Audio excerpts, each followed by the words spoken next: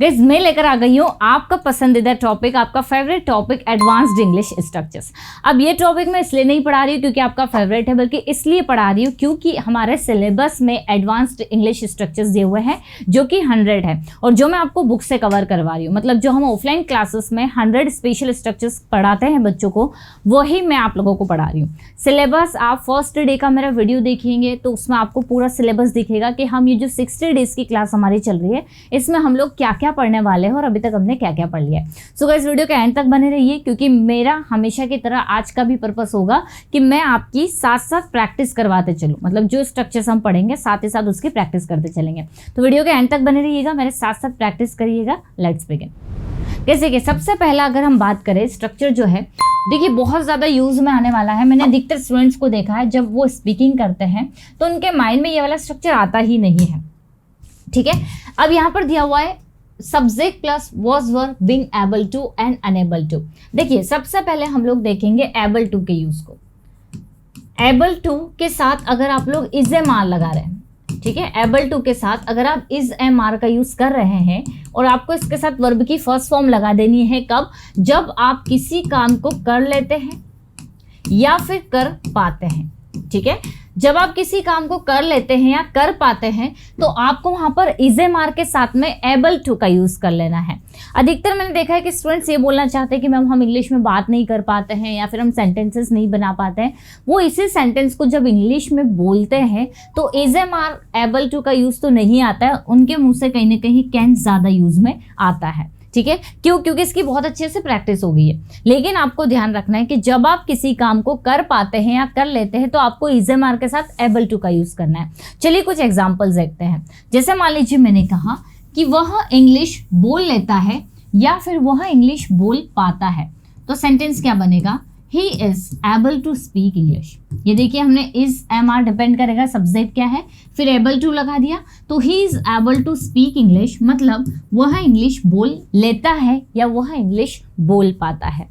मैं गाना गा लेती हूँ तो सेंटेंस होगा I am able to sing a song. क्या बनेगा? I am able to sing a song, मतलब मैं गाना गा पाती हूँ। वह क्रिकेट खेल लेती है तो she is able to play cricket. ठीक है, she is able to play cricket, मतलब वह क्रिकेट खेल लेती है। मैं सेंटेंसेस बना पाती हूँ तो I am able to make sentences. वह कंप्यूटर चला लेती है तो she is able to operate the computer, मतलब she is able to operate. हमने इज क्यों लगाया? क्योंकि हमारा सब्जेक्ट यहाँ पर क्या है? सिंगुलर है। आपको बिंग कब लगाना है ये भी मैं बताऊंगी, लेकिन अभी आप सिंपली देखेंगे कि इज एम आर के साथ एबल टू का यूज हो रहा है ना। मैं पढ़ाई कर पाती हूँ, I am able to study. जब आप इसका नेगेटिव बनाएंगे तो आपको ध्यान रखना है कि यहाँ पर जो एबल है वो कन्वर्ट हो जाएगा अनेबल में। ठीक है, अगर आपको बोलना हो कि मैं क्रिकेट या वह क्रिकेट नहीं खेल पाती है तो she is unable to play cricket. मैं इंग्लिश नहीं बोल पाती हूँ तो I am unable to speak English. या फिर वह इंग्लिश नहीं बोल पाता है तो he is unable to speak English. मैं खाना नहीं बना पाती हूँ तो I am unable to cook food. वह खाना नहीं बना पाती है तो she is unable to cook food. तुम सेंटेंसेस नहीं बना पाते हो तो you are unable to make sentences. Clear? तो जब भी आप किसी काम को कर पाते हैं इज एम आर के साथ में आप एबल टू लगाएंगे। गाइस मान लीजिए आप अगर बनाना चाह रहे हैं पास्ट में, ठीक है, मतलब आप जब किसी काम को कर पाते थे, आप जब पास्ट की बात करेंगे तो आपको पास्ट के लिए ये वाले स्ट्रक्चर का यूज करना है। देखिए आप यहाँ पर जो टू बी वर्ब आपको दिख रहा है इसका मतलब यहाँ पर आ जाएगा, अगर प्रेजेंट है तो आपको इज एम आर का यूज कर देना है। अगर आपके पास में पास्ट टेंस है तो आप वहाँ पर वॉज वर्ब का यूज कर लेंगे। यहाँ पर एबल टू और अनेबल टू हमारा नेगेटिव में। ठीक है, यहाँ पर ओनली पाता हूँ, कर पाता था, ये पास्ट में, ये डिपेंड करेगा आप हेल्पिंग वर्ब क्या यूज कर रहे हैं। और कर पाऊंगा ये हमारा फ्यूचर में लग जाएगा, तो जब आप फ्यूचर में लगाएंगे तो आपको विल बी का यूज कर देना है। अब तीनों देखेंगे, जैसे मैंने कहा मैं गाना गा पाती हूँ, I am able to sing a song. मैं गाना गा पाती थी, I was able to sing a song. और मैं गाना गा पाऊंगी तो I will be able to sing a song. इसी का नेगेटिव, मैं गाना नहीं गा पाती हूँ तो I am unable to sing a song. मैं गाना नहीं गा पाती थी, I was unable to sing a song, और मैं गाना नहीं गा पाऊंगी तो I will be unable to भी बोल सकते हैं, या I will not be able to. ये हमारा थर्ड वाला बेसिक का मॉडल है। आपने अगर बेसिक की क्लास देखी होगी तो वहाँ पर आपको पता चलेगा कि विल बी एबल टू हमने एक मॉडल वर्ब पढ़ा हुआ है और ये वही बन गया है। विल बी के साथ हमने एबल टू लगाते, तो जब हम नेगेटिव बनाएंगे तो will not be able to आप बना सकते हैं। तो याद रख लीजिए, हम जब किसी काम को कर पाते हैं या कर लेते हैं तो हमें एबल टू का यूज़ करना है। अब जैसे कि यही आप एबल टू के साथ में अगर प्रेजेंट है तो इजे मार के साथ आप बीइंग लगाकर फिर एबल टू लगाएंगे।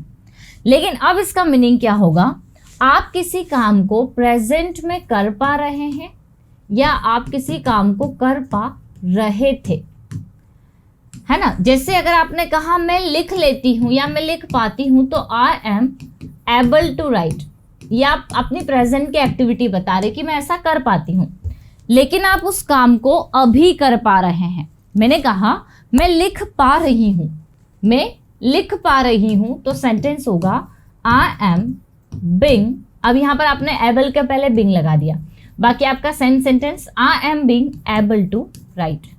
मतलब क्या होगा, मैं लिख पा रही हूँ, है ना। वैसे ही अगर हमने कहा कि वह गाना गा पा रही है तो सेंटेंस हमारा क्या होगा, she is being able to sing a song. She is being able to sing a song, मतलब वह गाना गा पा रही है। आ रहा है समझ में। हमने यहाँ पर बीइंग लगा दिया, मतलब हम किसी काम को कर पा रहे हैं। मैं इंग्लिश बोल पा रही हूँ, तो अब हमारा सेंटेंस क्या होगा, मैं इंग्लिश बोल पा रही हूँ। तो सेंटेंस आप बनाएंगे, मेरे साथ प्रैक्टिस करेंगे। मैं इंग्लिश बोल पा रही हूँ, I am being able to speak English. I am being able to speak English. वह गाना गा पा रही है, तो she is being able to sing a song. She is being able to sing a song. यह हमारा बन गया जब हम किसी काम को कर पा रहे हैं।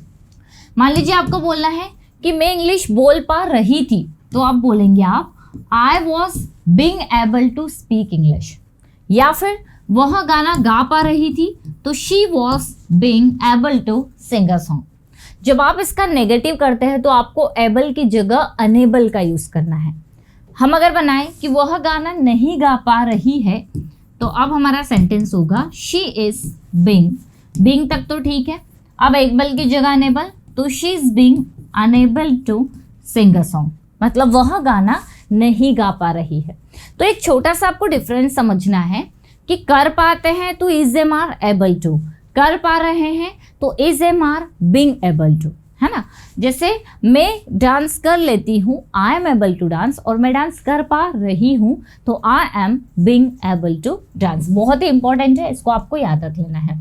आप इसको भी ले सकते हैं स्क्रीनशॉट, इसका छोटे से सेंटेंसेस है, बट आपको अगर आपके पास में है तो आपको याद रहेगा कि कैसे बनाने। ये रहा इसका स्ट्रक्चर।